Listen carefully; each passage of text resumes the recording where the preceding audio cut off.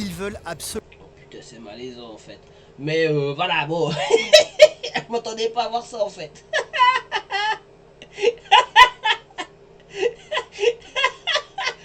Salut les petits loups, bonjour à toutes et à toutes. Petite vidéo sur Twitch et sur YouTube. Bon, vous connaissez toujours comment ça se passe, hein. D'accord, d'accord. Bon, calmement, sans perdre de temps. Bienvenue sur ma chaîne. Idiot utile. Idiot, mais inutile. Bon, alors.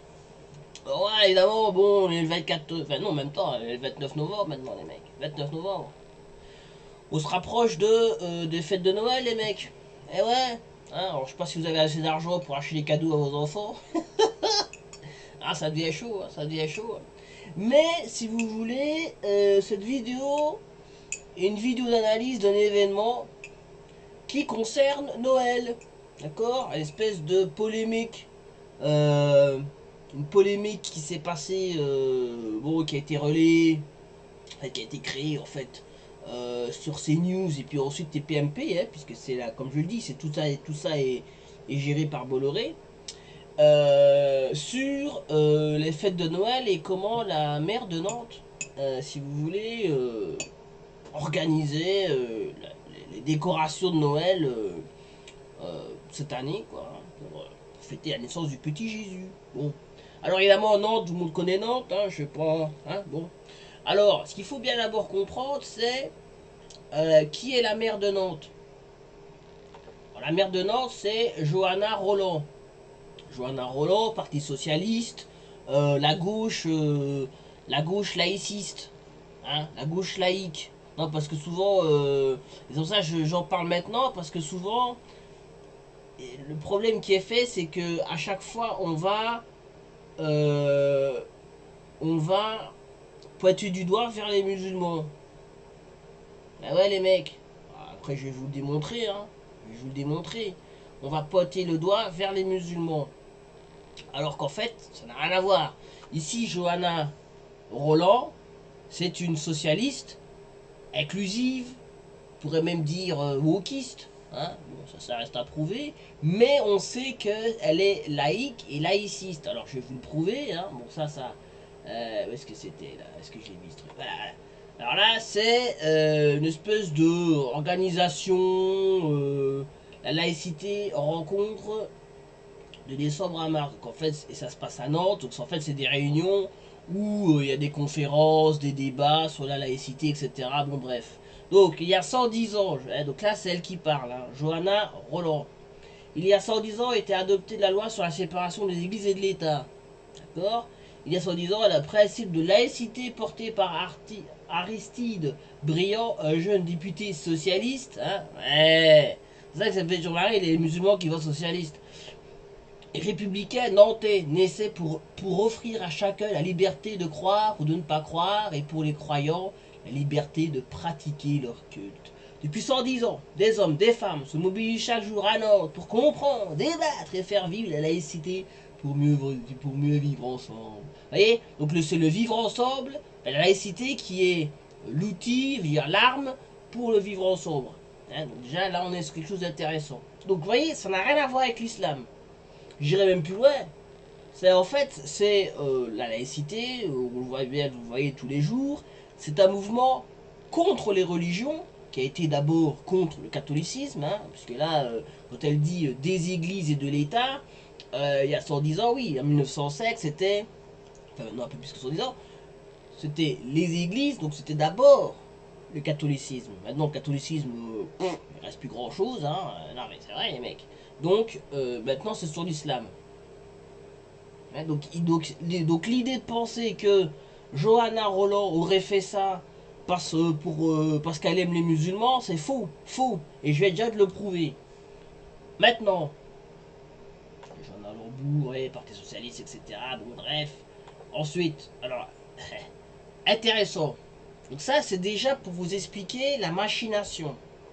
Maintenant, il s'agit d'expliquer c'est quoi Noël. Bon, Noël, oui, oui. Alors, il y a Noël et Noël, hein. Pour le Noël laïque, je dirais, qui est en fait une commercialisation, si vous voulez, de la fête. Hein. On dit bien, on parle de marché de Noël. Hein. Donc c'est, oui, Comme son nom l'indique, c'est un marché. Moi, alors attention, j'aime bien le marché de Noël, j'aime bien. On peut boire du vin chaud, on peut se faire plaisir, j'ai toujours des petites... en Belgique, c'est souvent une bonne excuse pour pâter, pour picoler. Il n'y a rien de mal là-dedans d'ailleurs. Mais c'est ça le marché de Noël pour la grande majorité des gens. C'est ça que représente aujourd'hui Noël. C'est en fait une marchandisation d'une fête religieuse qui aujourd'hui n'a plus rien de religieux. Alors là, je vais vous montrer c'est quoi la réalité il y a, je sais pas, il y a peut-être 200 ans, 300 ans. Comme ça, comment on fêtait Noël. Ouais, bon alors, c'est bon, c'est vrai que c'est un peu catholique tradit, mais c'est ça Noël à la Et un base. petit garçon. Dans la vie, ils sont catholiques pratiquants. C'est plusieurs semaines à l'avance qu'ils se préparent à fêter la naissance du Christ. La petite crèche de Noël, d'accord. Donc toute la préparation de l'Avent, c'est préparer son cœur à l'accueillir. Donc c'est augmenter notre désir de Dieu pendant ces 4 semaines. Cette fête, ils ne la prennent pas à la légère. Tout doit être fait dans les règles, mais à leur manière. Le sapin, c'est dans les bois qu'ils vont aller le couper. Voilà. Là, tu peux travailler. Moi je vous préviens les filles, c'est une fois tous les 5 ans qu'on va couper un sapin. Pour se préparer spirituellement à Noël, ils vont à la messe, mais aussi à des concerts de rock chrétien qui sont pour eux une autre manière de prier.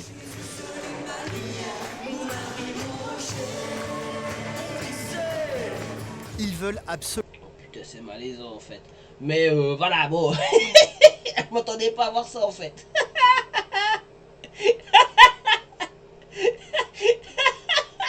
Ah bon, pourquoi pas. Bon, il faut bien faire rentrer l'argent, t'es marrant toi. Bon, vous voyez bien l'idée quoi. Là, l'église, voilà quoi, fête religieuse, tout ça, tout ça. Bon, ouais, donc là,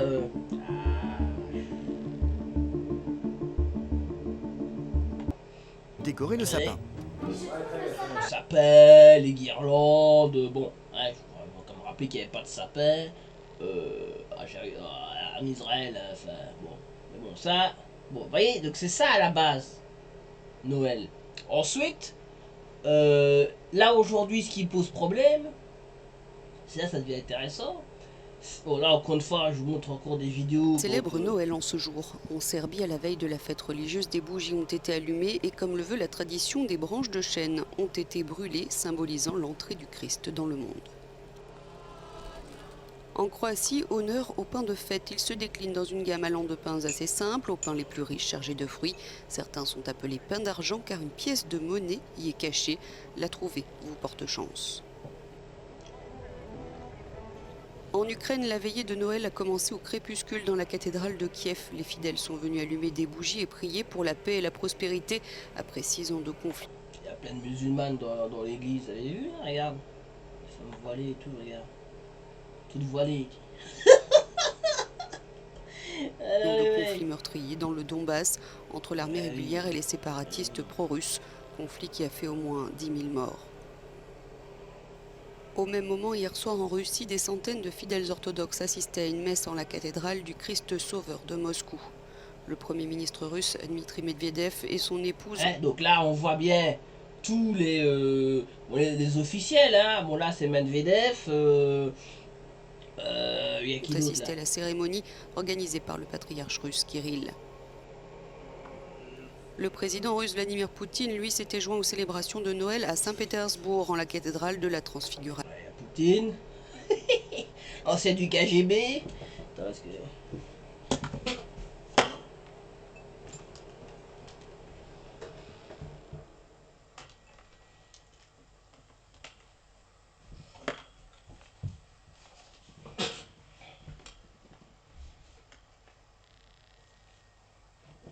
Bon, mais bon, l'idée, c'est voilà, c'est ça, c'est que vous avez, comment est censé être fêté Noël dans la tradition, tu vois. Alors qu'aujourd'hui, ça n'a rien à voir. Aujourd'hui, il y a le marché de Noël, comme je vous le dis, et il y a évidemment El Famoso, Père Noël. Ouais, alors ensuite, c'est qui Père Noël? Bon, d'où vient le Père Noël? Alors ça, c'est aussi, c'est intéressant. Hein, enfin, moi, je le sais, mais je vous l'explique. Hein, c'est que Père Noël, en fait, c'est pas que c'est paillet, c'est pas paillet, c'est pas du tout paillet, en fait, Père Noël. Mais c'est la version américaine, en fait. La version américaine de la fête de Noël. Et qui, elle, vient, en fait, d'une... Bah, la vidéo l'explique très bien. Donc, regardons, c'est quoi, à la base... Enfin, ce que nous... on va dire, occidentaux modernes, appelons la fête de Noël. Très intéressant. D'où vient le Père Noël? L'histoire du Père Noël commence au IIIe siècle dans la ville de Myre, en Turquie. À l'époque, il ne s'appelle pas encore Père Noël, mais Nicolas, et ses parents lui laissent un gros héritage. Au lieu de garder tout cet argent pour lui, la légende raconte qu'il préfère l'utiliser pour aider les gens dans le besoin, et notamment les plus jeunes. Par exemple, il sauve 3 jeunes filles de la prostitution en leur donnant de l'argent. Mais en plus d'être riche, Nicolas a des super pouvoirs. Il réussit notamment à faire ressusciter des enfants découpés en morceaux par un boucher un peu sadique. Bref, la légende de Nicolas de Myre est faite de dons et de miracles.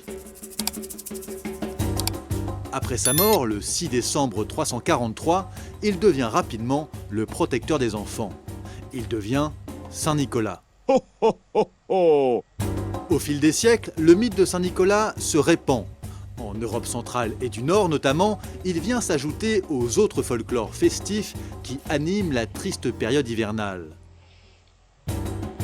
Saint Nicolas porte alors un élégant costume d'évêque et tous les 6 décembre, date de sa mort, il s'en va faire la tournée des chaumières pour distribuer des cadeaux aux enfants. Aux Pays-Bas, Saint Nicolas se prononce Sinterklaas. Et lorsque les Néerlandais traversent l'Atlantique au XVIIe siècle pour conquérir l'Amérique, ils l'emmènent avec eux. Là-bas, les Néerlandais tombent sur les Anglais et Sinterklaas devient Santa Claus. Mais ce n'est pas tout. Les colons d'Amérique prennent une décision cruciale. Ils associent la fête des enfants de Saint-Nicolas à celle du petit Jésus. Et c'est à cette période que la livraison de cadeaux est décalée à la nuit du 24 décembre. Et voilà, bim, tu vois? C'est là qu'est arrivée la carotte, en fait. Hein? Donc, vous voyez? Et c'est ça, enfin, c'est pas terminé, hein. Toujours est-il qu'à ce stade, Santa Claus reste encore habillé comme un évêque. Mais en Belgique, par exemple, on fait toujours Saint-Nicolas. Hein. D'ailleurs, même à l'école, on fait ça. Alors, il y a le côté un peu raciste aussi. Hein. Les pères fouettards, c'est un négro qui frappe les gens et tout. Là. Ouais, bon, bon, après, tu peux pas non plus... pas non plus changer les gens, hein. Bon. Mais bon, tu vois, lui, il existe toujours en Belgique. En Belgique, Saint-Nicolas, il existe. Hein, donc en fait, nous, en Belgique, on fait 2 fois. On fait Saint-Nicolas, ensuite on fait Noël. Et il faut attendre le 19e siècle pour... Alors, mais ce qui est marrant, c'est qu'il y a Saint-Nicolas, donc comme je le dis, mais en fait... ouais, on fait plutôt genre novembre, fin novembre, à peu près vers ces dates-ci, tu vois. Mais il y a aussi Père Noël aussi. Donc on fête les deux carottes. Les 2 mythos en fait. Enfin, les 2 mythos non. Saint-Nicolas et le Père Noël. Or qu'aucun des deux ont un rapport avec Jésus. Pour qu'il enfile enfin son costume rouge et son bonnet à pompons. La date charnière, c'est 1823. Cette année-là, un poème attribué au pasteur Clement Clark Moore raconte en détail une nuit de Noël. Saint-Nicolas ressemble alors à un vieil homme à barbe, un peu gros, qui se promène sur un traîneau tiré par des rennes. Et il descend par la cheminée pour fourrer ses cadeaux dans des chaussettes. Dans cette version, pour mieux passer par la cheminée, le bonhomme est tout petit. Il ressemble à une sorte de lutin. Un peu comme les personnages fantastiques des vieilles mythologies d'Europe du Nord. Mais au fil des années, une foule de dessinateurs américains modifie son aspect. Et aux abords du XXe siècle, il atteint une taille humaine, son costume est bien rouge, sa barbe bien blanche, et il fume la pipe. Contrairement c'est vrai qu'aujourd'hui, il fume plus la pipe aujourd'hui. Ah oui, il y a aussi... à une vieille légende urbaine, ce n'est donc pas du tout Coca-Cola qui a imaginé le costume rouge et blanc du Père Noël. La marque américaine s'est simplement approprié le personnage pour mieux vendre sa boisson rafraîchissante au milieu de l'hiver. Il n'en reste pas moins que Santa Claus est un pur produit américain. Et comme bon nombre de produits américains, il a envahi l'Europe à la fin de la Seconde Guerre mondiale. Au beau milieu d'un continent en pleine reconstruction et en plein plan Marshall, sa figure chaleureuse remplace rapidement les autres rites de Noël. Mais l'arrivée de ce Père Noël à l'américaine ne plaît pas à tout le monde. L'Église, par exemple, n'est pas forcément fan de ce gros bonhomme païen. Il n'empêche, le personnage s'installe dans la culture populaire, à grand renfort de films et de chansons. Petit Papa Noël, quand tu descendras du ciel. Et c'est donc ainsi que le Père Noël est devenu la star des cadeaux à la fin du mois de décembre. Voilà, donc ça c'est la partie, comme je disais, marchandisation du truc. Mais enfin, je veux dire, ça c'est, on va dire, c'est l'extrême, on va dire. Hein. Mais excusez-moi, le marché de Noël, il y a déjà l'idée derrière, en fait. Hein. Il y a l'idée derrière. Ouais. Alors, je serais même pas surpris que le marché de Noël, bon, ça je sais pas. Bon, bref. Vous voyez, donc déjà, l'évolution du truc. Donc on est passé à une fête catholique, même orthodoxe, enfin en tout cas religieuse chrétienne, à le gros porc de Père Noël, païen, américanisé, etc. Vous voyez? Donc, et puis ensuite, c'est là que ça devient marrant, c'est qu'ensuite, les gauchistes, les wokistes, les inclusifs, les multiculturalistes, les laïcistes, en fait, vont simplement laïciser une fête qui n'est même plus religieuse. Qui n'est même plus religieuse. Si vous voulez. Hein? Alors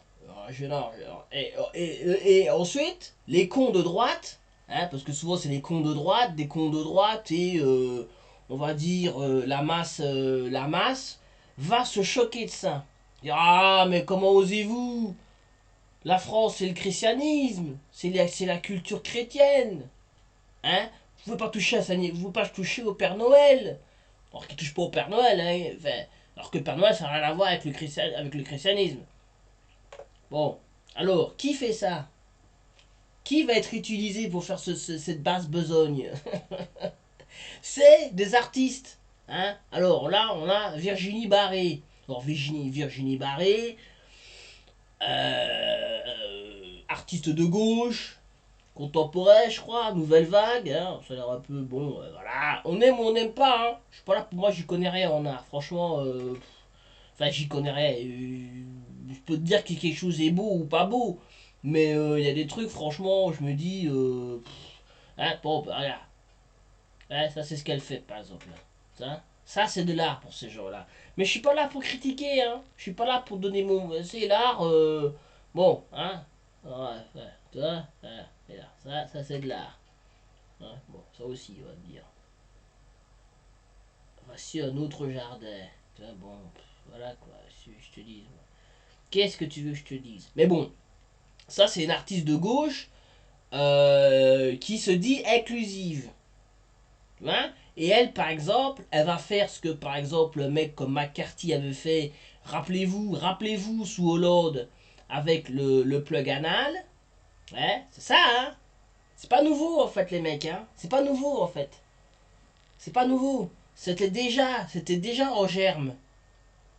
Tu vois? C'était déjà en germe. Parce que, excusez-moi, mais, hein, bon, mais c'est parce que c'est la pro. C'est on va dire, c'est comment dirais-je, c'est consubstantiel à l'art contemporain, enfin surtout aujourd'hui, c'est la provocation.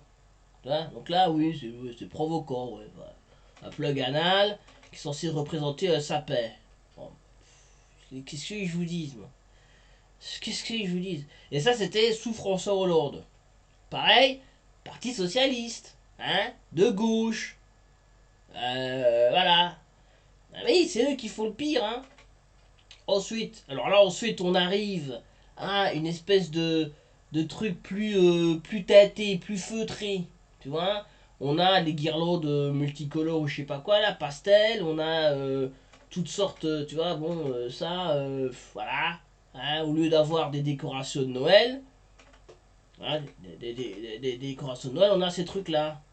Hein, bon, voilà. Hein, donc, qui ont rien à voir avec le truc. Vous voyez la logique du bazar. Ensuite, on a, comme je vous disais, la Virginie Barré qui nous fait ce machin-là. D'accord? Hein? Donc là, excusez-moi les mecs, mais bon, là, on est quand même sur autre chose. Là, on est dans un autre monde. Hein? Donc là, une espèce de... Ah, pour elle, c'est la mère Noël. Hein? Mais déjà que Père Noël il n'existait pas. Attention, là, si j'ai des enfants qui me regardent. Non, déjà que Père Noël il n'existait pas, maintenant, on crée la mère Noël. Mais non seulement on crée la mère Noël, mais on remplace la mère Noël par le Père Noël. Mais si vous voulez, en fait, le problème de ces trucs-là, c'est que c'est trop brutal. Parce que, comme je dis, le Père Noël, c'est une couille aussi, hein. Ça n'a rien à voir avec Noël. Mais c'est moins... Ça a été fait plus intelligemment. On te met des films... on te met des publicités, tu vois, là. Et là, bim, le problème des artistes contemporains, tous ces machins-là, c'est qu'ils y vont pas par le dos de la cuillère, si tu veux. Ils te mettent le truc dans ta tronche. Ils mettent la grosse, la mère Noël. Bon, ouais, bon, c'est... Elle a fait d'autres trucs avant, hein, parce que je me rappelle, j'avais vu un truc d'elle, c'était Fat Superman, ou je sais pas quoi, là, c'était quoi Fat, ça, là. En 2002, c'est ce que dans la ligne de la série, de super-héros, des personnages comme Fat Spider-Man, d'accord, ou Fat Batman. Hein, donc elle est déjà, donc en fait là elle est dans une espèce de tendance, voilà. Et ça, ensuite, et c'est là où ça devient intéressant, parce que je vais pas vous parler de ça si ça n'avait pas de conséquences, si ça n'avait pas un rôle, dirais-je, voilà, un rôle politique. Ensuite, c'est d'accuser les musulmans. Alors, hein, alors comment est-ce qu'ils accusent les musulmans? Après vous allez me dire c'est C8. En fait ils accusent pas directement les musulmans. Mais ce qu'ils font c'est qu'ils font une association. C'est-à-dire que les gauchistes, les laïcistes plutôt, les laïcistes, qu'est-ce que c'est les laïcistes qui utilisent des artistes gauchistes pour en fait modifier des fausses traditions comme américaines, hein, qui nous viennent du plan Marshall. Donc c'est vraiment le plan Marshall, je rappelle que c'était le plan entre les Américains et l'Europe, enfin les Américains pour reconstruire l'Europe après la Deuxième Guerre mondiale. D'accord? Pour en fait modifier un truc qui n'a rien à voir avec l'américanisation. Et puis ensuite, on a toujours les mêmes guignols, en général. Parce que j'ai vu un article sur le Figaro d'un homme politique qui disait oui, il faut respecter les traditions de la France, judéo-chrétienne, enfin toutes les journées, enfin tout le tralala, en disant oui, en Iran, on ne change pas les fêtes, etc. Alors que ça n'avait rien à voir avec l'Iran, là, tu vois. Mais c'était pour associer ça avec l'islam. Alors c'est fait comment? C'est fait en parlant de multiculturalisme. Tu vois, c'est que des individus, des gauchistes arrivent, qui eux veulent détruire la tradition chrétienne en invoquant le multiculturalisme. Hein, l'air de dire, oui, oui, on crache sur le christianisme, mais on le fait pour que ce soit inclusif. Pour que toutes les religions, alors là, toutes les religions, donc les gens comprennent l'islam. Eh ouais les mecs, hein, les gens comprennent l'islam et comprennent que voilà, on change les partis politiques, la mère change nos traditions pour qu'elles soient inclusives pour les musulmans. Tu vois? C'est beau, c'est beau. Et regardez, l'exemple typique, c'est ensuite, hein, parce que ça vient d'où? Ça vient de CNews et ça vient de TPMP. D'accord? Alors qu'est-ce que nous dit TPMP? TPMP, c'est vraiment le gras, le lourd. Mais ceci dit, c'est la masse. Et vous allez voir que Gilles Verdez, alors lui, quand j'ai appris qu'il était musulman, je suis tombé sur le cul. Mais il semblerait qu'il soit musulman. Et vous allez voir que le seul qui va venir défendre le truc, c'est Gilles Verdez, qui est musulman. T'as ce truc? Alors que les musulmans en ont rien à foutre. Hein. Qu'est-ce que les musulmans en ont à foutre? Tu vois? Alors, ils en ont rien à foutre des décorations. On leur a pas demandé leur avis. C'est pas eux qui ont décidé ça.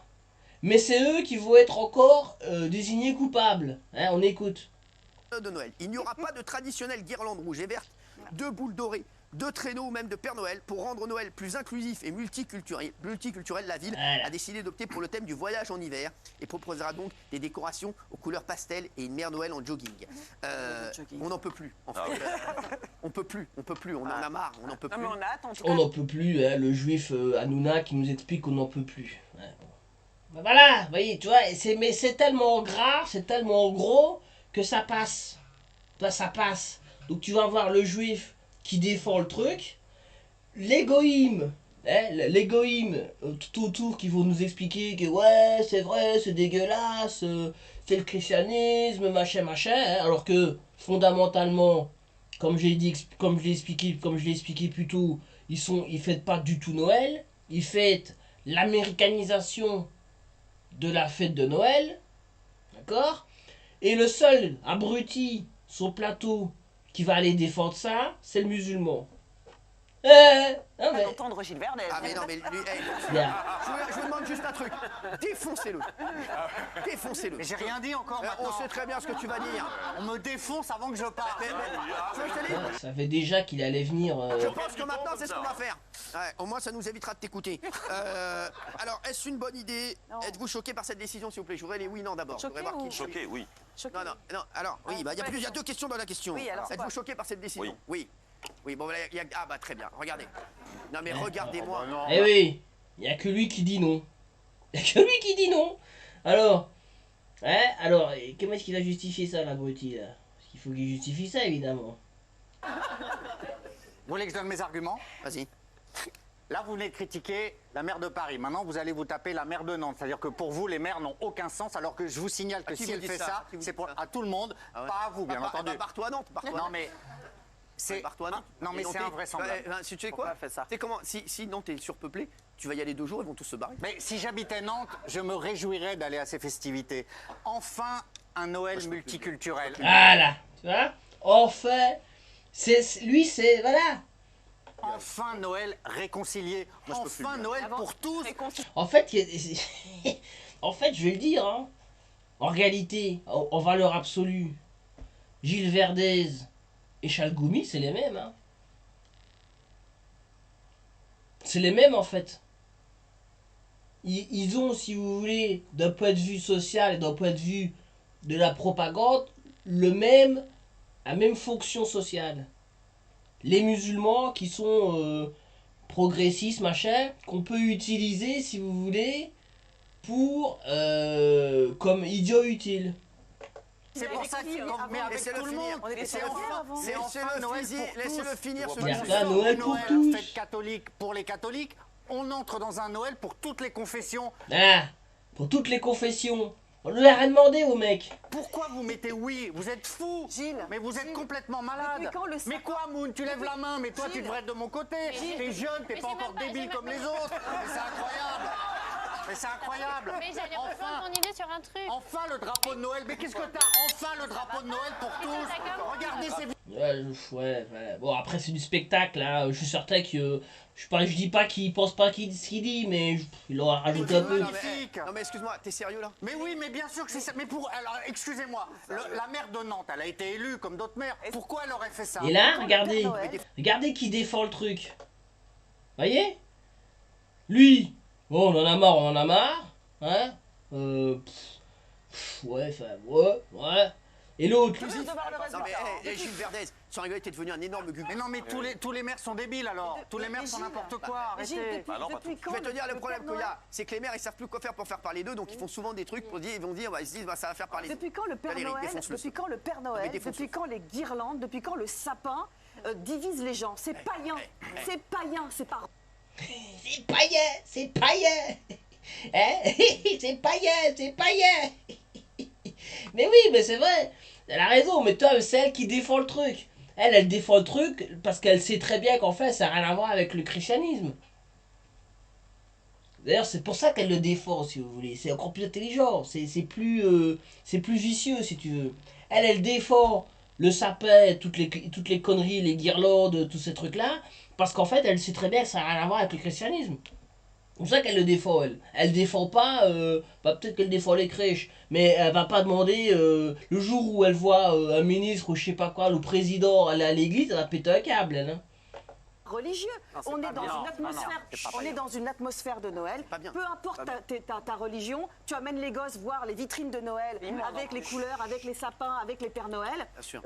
En quoi c'est plus inclusif d'avoir une Mère Noël en jogging que d'avoir un Père Noël? Et ça, c'est beau. Attends, il y a Jean-Michel. Ah, tu vois? Dégueulasse. Jean-Michel, s'il te plaît. Encore? Oui, mais là, oui. Laisse-le parler. Là, tu cherches quand même et un peu. après, Géraldine va te finir. Parce que tout le monde est pour la paix entre les religions, etc.